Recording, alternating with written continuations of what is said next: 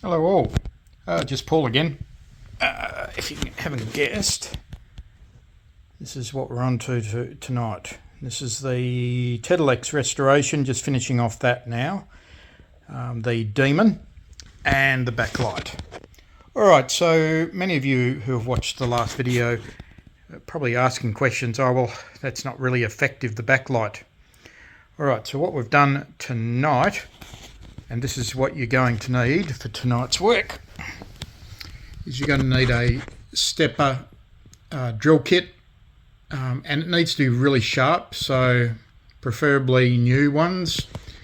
And I need your hobby knife, scissors, double-sided mounting tape, which is a mounting tape that I use for all face plates and other things.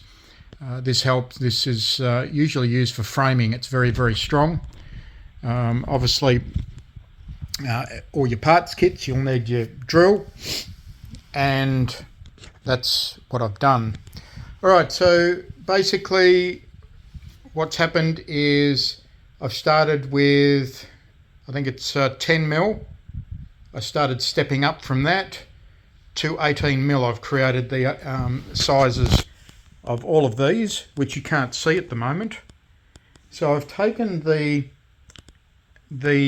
size of the hole almost to the skirt size of the knobs, and recessed the back of the plate as well. So I've drilled on the aluminium faceplate side first, and then the back to give a beveled edge so that the light has a curve to come in on. And this one here is just over 20mm in size. So I'm just going to turn the lights off and show you. Alright, I've just got two side lamps on in the room. I'll actually do this so that it's not getting in the way. And there you go. Right. It's very, very subtle. It lights up the base or the curtains, as you can see, of the knobs. And they're almost flat with the surface of the faceplate. Okay. The channel selector is a bit more subtle, but overall the effect is there. Okay. Interesting thing, I want you to watch the meter when we go into PA mode. Alright, so the meter is now just the original radio meter with the backlight. And I'll do that again. I'll turn it back on to the Demon mode. And there we go. I've also replaced the modulation light with a GE red TX light.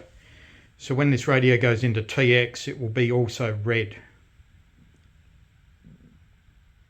Alright, I'll just disassemble this and show you some of you might call a butchery, but I've been very, very careful. Hang on. Okay.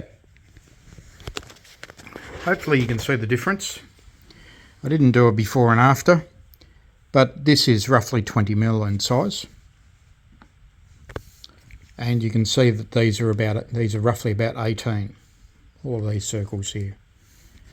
If we turn around the back, you can see that I've neatly beveled all the edges of the plastics. And this is the limit, 20mm for this hole. As you can see, it comes close, and it's very, very close to the perspex. So that's obviously what it looks like on its own. Turn that off. And that's what it looks like with the faceplate on. You can see it's just slightly larger than the mounting nuts inside. And you can see that that's just enough to allow the LEDs to come through to the front. And I'll just put the knobs back on again. Okay, so there you go with the knobs all back on. I'll just turn the lights out again. Okay, that's what the Nitros look like at night. The Razor radios Nitro backlight display PCB boards added, and that task is complete on the Tedelex. Thank you. Remember, comment, like and subscribe.